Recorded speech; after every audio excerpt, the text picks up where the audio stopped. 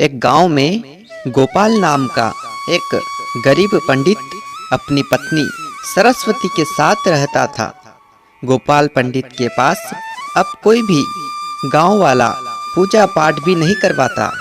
इससे पंडित और उसकी पत्नी बहुत दुखी रहते थे।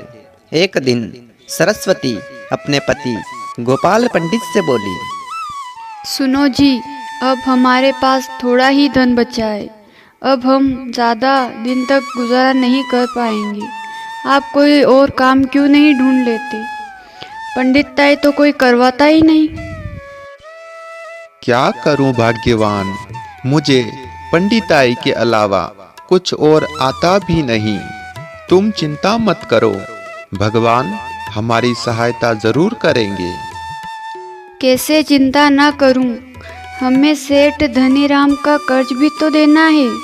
आपने 1 साल का बोला था, अब 1 साल होने में 1 महीना ही बाकी है।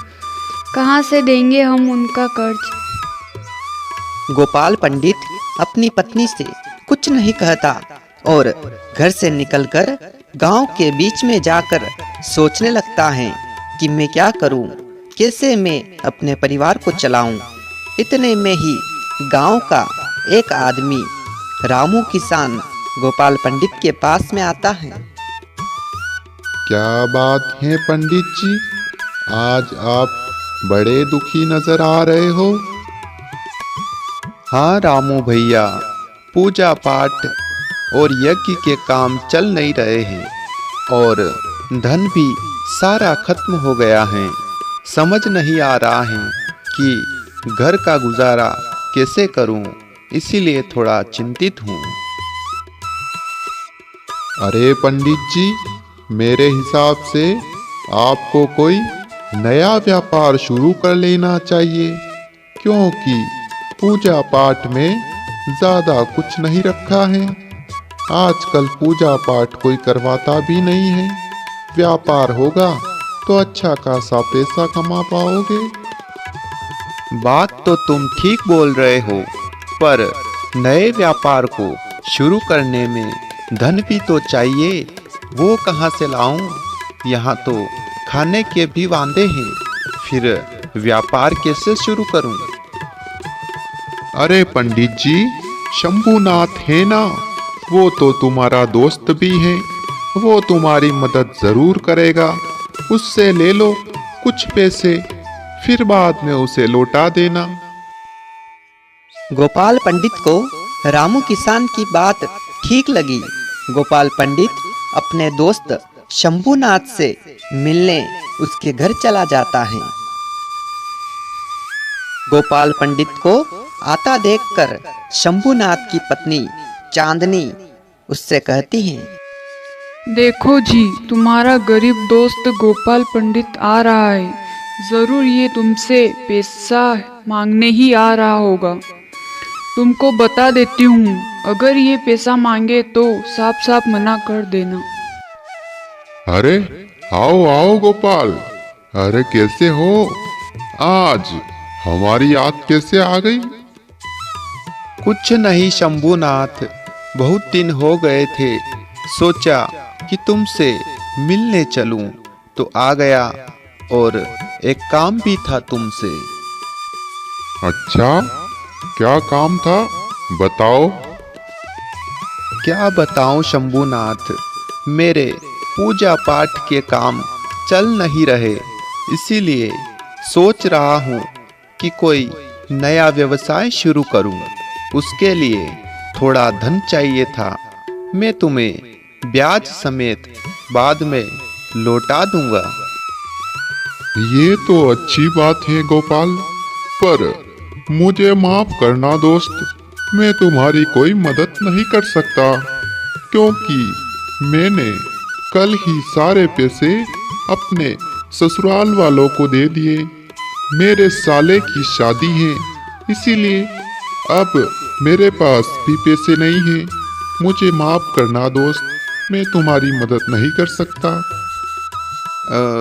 अच्छा ठीक है शंभुनाथ, मैं किसी और से पूछता हूँ। अब मैं चलता हूँ।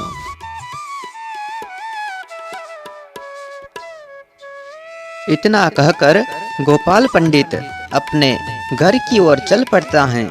गरीब गोपाल पंडित अपने घर पहुंचकर सारी बात अपनी पत्नी को बताता है।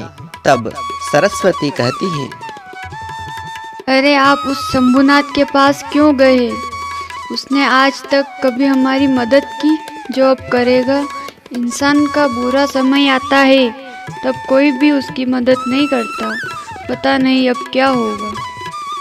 सरस्वती इतना बोल ही रही थी, तभी गोपाल पंडित के घर सेठ धनीराम आ जाता है और अपने पैसे मांगने लगता है। क्यों भाई गोपाल, 1 साल होने में सिर्फ 15 दिन ही बचे हैं। मैं तुम्हें याद दिलाने आया हूँ कि तुम्हें मुझे मेरा दिया हुआ कर्ज ब्याज समेत लौटाना है। इंतजाम हुआ कि नहीं? गोपाल पंडित सेठ धनीराम की बात सुनकर डर जाता है और सेठ से कहता है, सेठ जी, आपके पैसों की व्यवस्था नहीं हुई है। मेरा काम भी नहीं चल रहा है। मुझे थोड़ा समय की मोहलत और दे दो। मैं आपका सारा पैसा लौटा दूंगा। क्या पैसों का इंतजाम नहीं हुआ? देखो पंडित, मैं पैसा देना भी जानता हूँ और लेना भी जानता हूँ। अगर तुमने 15 दिन के अंदर मुझे मेरे पैसे नहीं दिए तो मैं इस घर पर कब्जा कर लूंगा।